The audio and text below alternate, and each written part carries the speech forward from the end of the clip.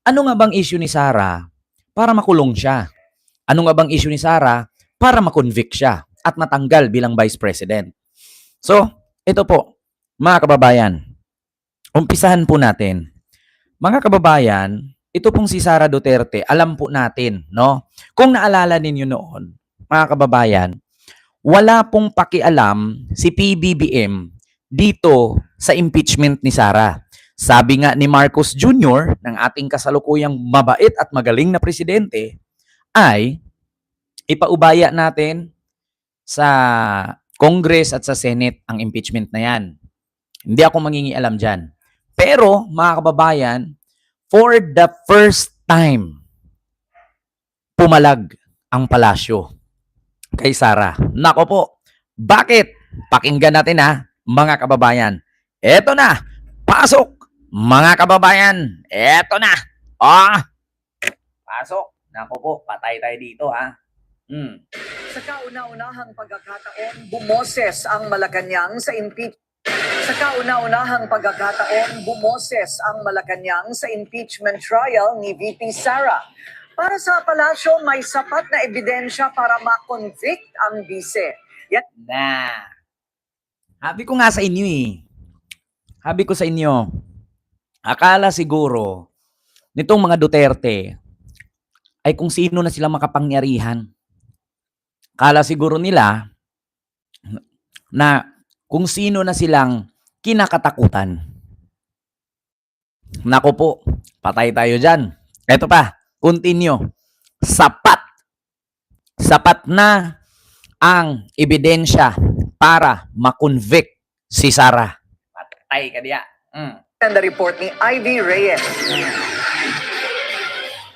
Mula sa pag-amin ni former Special Disbursing Officer o SDOG na Acosta na ibinigay nga niya kay Colonel Dante Lachica ang milyong-milyong confidential funds ng Office of the Vice President base sa utos ng Vice Presidente, malinaw para sa Malacanang na nanggagaling ang orders and demands mula mismo sa Vice. Kaya naman, on day 18 of the impeachment trial and for the first time nang magsimula ito, bumoses ang Malacanang. Ayon sa palasyo, in a way, yes. Patay. Pagdating sa pagturo kay Vice Presidente, kay Colonel Lachica, na sila ang nagkontrol ng pondo Patay. para sa confidential funds. Ang parati kasing pahayag ng palasyo, hindi makikisawsaw ang Malacanang sa trial. Ngayon, depende pa rin naman daw ito sa judgment ng senator judges. Pero dahil parati rin daw iginigiit ng ilan sa kanila na ang paglilitis ay puro politika, mukhang hindi raw pupunta ang mga ito sa ebidensya. Isa sa mga pinula ng Malacanang si Presidential Sister and Senator Judge Amy Marcos na nagtanong kay Acosta kung personal bang na-handle ni VP Sara o tumabi man lang kay Acosta habang ginagawa nito ang mga dokumento para sa confidential funds. Karapatan daw ni Senator Judge Marcos sa magtanong, pero Makikita niyo po kung saan papunta yung kanyang tanong. Unang-una ay nais niyang malusot ang Vice Presidente sa mga akusasyon tungkol sa paggasta ng confidential funds. Dahil sa mga tanong niya, ipinapakita niya na ito'y hindi nahawakan physically yung pera at hindi daw kasama sa paggawa ng mga dokumento. Pero tandaan po natin, mismo ang witness ay umamin na ang nag-utos na ibigay ang confidential fund, buo ay 125 million ay utos ng Vice Presidente. isa lang naman daw ang punto ng mga sagot ni Acosta. Ang may command at may control, walang iba kundi si VP Sara. Hindi naman daw kasi kailangan mahawakan ng vice ang pera dahil pwede raw namang iutos lang. Sinabi din ng Malacanang, nakitang-kita raw na mistulang dekahon ang pagsagot ni Acosta sa mga lalo Rinig nyo? Mga kababayan, wala na. Sabi ko nga sa inyo Gina Acosta, wag kang pumunta sa opisina ni Sara, hindi lang laptop ibabato sa'yo. Baka pag nabuhat nga yung bolt doon na nilagyan ninyo ng confidential fund, baka lilipad yung 10 bolt. Naalala nyo? Di ba bumili sila ng 10 pirasong bolt? Hindi lang laptop lilipad sa'yo, baka ipasok ka sa bolt. Sinabi ko sa'yo. Nako, mga kababayan. Dapat talaga si Gina Acosta, pagkatapos ng pagiging witness niya, wag siya pumunta sa office ni Sara. Hindi na laptop ang lilipad. ipasok talaga siya sa vault, hindi siya makalabas, ipadlock talaga siya doon buong buo. Sabi ko sa inyo mga kababayan, maubos talaga sila. Totoo lang. Bakit? Mga kababayan, una, ulitin ko sa inyo, bakit ko nasabing si Sara ay malaki ang tsansang makonvict?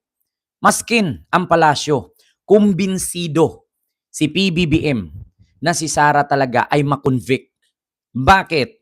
Mga kababayan, ultimo mga senador, gigil na. Nagtatanga-tangahan itong mga witness na mga empleyado ni Sara. Diyos ko, mga kababayan, mula kay Lacson, kay Tulpo, kay Subiri, sino pa? Kay Lacson, lahat nabubuisit na. Totoo po yan. Gigil na yung mga senator judge. Do you think sino-sino ang pipirma dyan? Automatic 13 na yan. Automatic 13 ang pipirma dyan na makonvict si Sara. Tangina, ayaw ko maghamon na magilit ako ng leeg kung hindi 13 ang pipirma dyan. 13 pataas, automatic yan. Mga kababayan, ako na nagsabi sa inyo, 13, 3 na lang kulang. Si Sara makukonvict. Real talk lang. Yung majority block ni Gatchalian, automatic 13 yan pipirma. Bakit? Halos lahat ng 13 nang gigigil. Halos lahat ng 13 na grupo ni Gatchalian, gigil. Kita nyo nga si Cayetano, yung dalawang Cayetano, tahimik eh. Si Aimee lang naman at si Robin yung madaldal dyan. Si Bongo nga, nanahimik eh. Sabi ko nga sa inyo, mga kababayan, pasok na pasok si Sara. Real talk yan. Kung 13 lang ang pagbabasihan nating boto, kahit bukas, magbutuhan para i-convict si Sara, automatic yan. 13 ang pipirma. Maniwala kayo sa akin, bakit? Ganito yan eh. Una, bakit lilipat ka sa grupo ni Gatchalian kung alam mo sa grupo ni Cayetano Malina? Kung sa grupo ni Cayetano ay tama sila, bakit nag-alisan? Alam naman natin, mga kababayan, grupo ni Cayetano, makasara yan. Diyos ko naman, sinong gagawin lang tanga? Hindi naman tanga apelyido natin eh. Bakit? DDS ba tayo? Para kahit harap-harapan ng pinakain sila ng tae, nilulunok pa rin? Sige nga, sabihin mo nga sa amin, sabihin nyo nga mga kababayan dyan sa comment section, grupo ni Cayetano, papayag ba silang i-convict si Sara? Malamang sa malamang, hindi. Tinawag nga nilang oposisyon sila eh. So, ibig sabihin, si Chis at si Joel, kaya umalis doon, hindi gusto si Alan. Ibig sabihin, automatic yan, hindi yan gusto si Sara. Real talk yan. Ito mga kababayan, huwag na nga tayo maging tanga. Huwag na tayong magtatanga-tanga, hindi naman tayo DDS. Do you think, yung 13 sa grupo ni Gatchalian, do you think pipirma yan doon na hindi i-convict si Sara? Tangina naman no. Kaya nga sila umalis doon eh. Kasi ayaw nila kay Sara. So automatic yung 13, ayaw talaga kay Sara yan. So automatic yung 13, talagang i-convict si Sara dyan. Tandaan ninyo mga kababayan, ang mangyari dito, yung dalawang Cayetano, real talk lang yung dalawang Cayetano, tignan nyo, magbago ihip ng hangin yan. Niwala kayo sa akin. Magbago ihip ng hangin yan. Bakit? Tahimik eh. Diba? Ang maingay ngayon, si Aimee, si Robin na lang. Si Bongo, si Villar, wala. Take note ito pa, may surpresa pang darating dyan. Kung naalala ninyo, si Loren Legarda wala pang kaso. Kung naalala ninyo, si Cayetano wala pang kaso. Pag yan nakiusap, i-convict namin si BP Sara, huwag nyo kaming kasuhan. Sabi ko sa inyo isasangla si Sara niyan. Tandaan ninyo si Cayetano wala pang kaso. Under investigation pa. Ba't na nahimik? Si Lorin, wala pang kaso. Under investigation pa. Sabi ko sa iyo, magugulat kayo dyan. Lagpas pa 16 ang boto dyan eh. Isipin nyo, 13 na sila sa grupo ni Gatchalian. Kung madagdag si Lorin dyan, 14 na. Kung madagdag yung dalawang Cayetano dyan, 16 na. Paano kung madagdag pa yung 2 bilyar? Di ang matira si Robin, si Bongo, si Amy na lang. Baka lagpas pa 16 ang boto dyan. Isipin ninyong mabuti, mga kababayan. Siyempre, may isip si Cayetano at si Legarda. Kasabihin nila, bakit nung lumipat si Cheese? Bakit nung lumipat si Joel? Natingga ang kaso nila. Baka naman siguro pag lumipat tayo, matingga din. 'Di ba? Kahit naman ako, kung ako papiliin, bakit ko pipiliing makulong? I-convict ko na lang si Sara para maligtas ako. Ganun yan eh. Politics is politics. Even magkapatid kayo sa politika, magkakaaway kayo pagdating sa posisyon. Real talk lang, no? I was born and raised surrounded by politicians. I know everything about that. Hindi na bago sa atin yan. Yung magkapatid nga nagkaaway, BBM nga si Amy nag-away. Si Cayetano pa kaya bang isakripisyo niya ang buhay niya para hindi i-convict si Sara? Kung naalala ninyo, real talk ulitin ko. Hindi nyo ba alam, minsan nang trinaydor si Cayetano ni Digong. Naalala nyo yung pinatanggal siya bilang House Speaker? Tandaan ninyo, insulto kay Cayetano yun. Tinanggal siya at pinalitan siya ni Lord Alan Velasco, hindi mismo butuhan sa loob ng Kongreso, kundi sa restaurant sa Quezon City. Di ba? Insulto sa kanya yun. Do you think makalimutan ni Cayetano yun? Hindi. Hindi makalimutan ni Cayetano yan. Sabi ko nga sa inyo eh. Si Marcos Sr., napakaraming magandang nagawa. Dahil sa isang pagkakamali, nabura lahat. Butin lang may loyalista na hanggang ngayon ng kasuporta. Tandaan nyo yan. Si Cayetano, ang laking insulto sa kanya noon. Si Sara Duterte ang nasa likod ng pagpalit kay Alan ni Lord Velasco. Di ba, Ma'am Rosario? Ma'am Jana Calunya? Ganun yun. Kung napansin ninyo kung paano sa traidorin ni Digong at ni Sara noon, House Speaker ka, bakit ka papayag na may term sharing?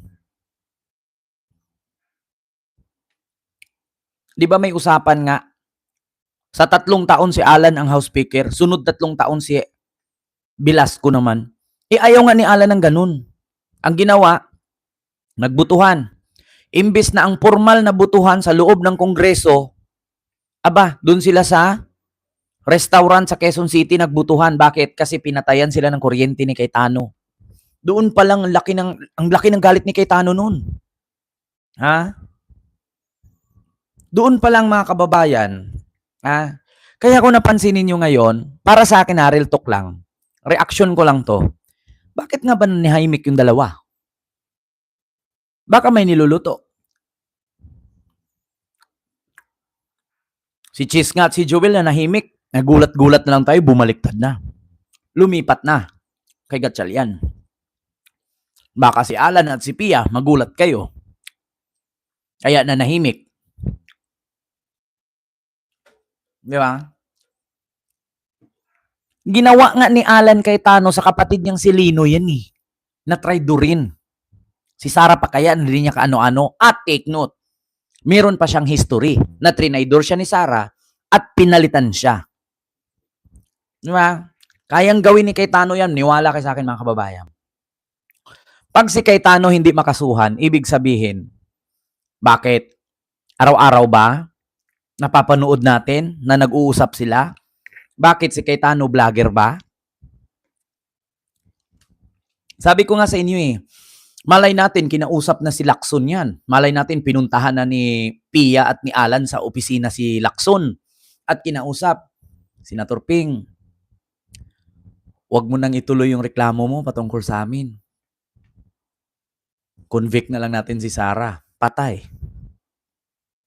Di ba?